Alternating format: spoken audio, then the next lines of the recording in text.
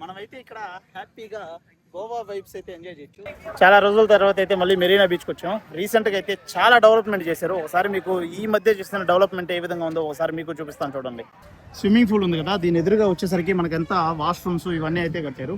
అదేవిధంగా mother feeding room, దాని తర్వాత వచ్చేసరికి ఫస్ట్ ఎయిడ్ రూమ్, ఏదైతే మన ఎవరికైనా ఇబ్బంది అయినా ఇవన్నీ రూమ్స్ ఉన్నాయి. ఇంకొచ్చేసరికి లోపల అసలు ఎట్లా ఉందనేది చూపిస్తాను పండి. మనకైతే ఈ కొత్త వేల్స్ కూడా ఈ క్రియేట్ చేశారు. ఇక్కడ కానీ మనం వాటర్ బాటిల్ అంటే వేస్ట్ వాటర్ బాటిల్ కానీ ఇస్తే ఇక్కడ నుంచి అయితే మనకైతే ఒక బ్యాగ్ అయితే వస్తుంది. కాకపోతే ఇప్పుడు ప్రజెంట్ అయితే ఇది వర్క్ అవ్వట్లేదు, దీన్ని అయితే పాడు చేస్తారంట. ఇంకొకటి ఇక్కడ ఉందన్నారు, అక్కడ ఎక్కడ ఉందో చూసుకొని అక్కడ చూపిస్తాను దాన్ని నెక్స్ట్. ఇంక ఇటు చూసుకుంటే మొత్తం టెంట్స్ ఇవన్నీ అయితే రీసెంట్గా మోడిఫికేషన్ చేశారు.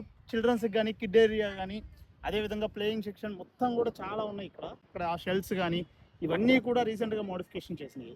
చూసారు కదా, ఎదురుగా వచ్చేసరికి బీచ్, అదేవిధంగా మొత్తం కూడా ఈ విధంగా అయితే మొత్తం నీట్గా ఈ మధ్య ఒక 2 to 3 ఇయర్స్లోనే ఎంత డెవలప్మెంట్ చేశారంటే అంత అయితే డెవలప్మెంట్ చేశారు. మీరు కూడా ఎప్పుడైనా సరే చెన్నై కానీ వస్తే మటుకు మెరీనా బీచ్ వస్తే ఈ ఏరియాకి అయితే మిస్ అవ్వకుండా రండి. అది ఈవినింగ్ టైమ్స్లో అయితే చాలా పీస్ఫుల్గా ఉంటుంది. అదేవిధంగా క్రౌడ్ కూడా చాలా ఎక్కువ మంది ఉంటారు.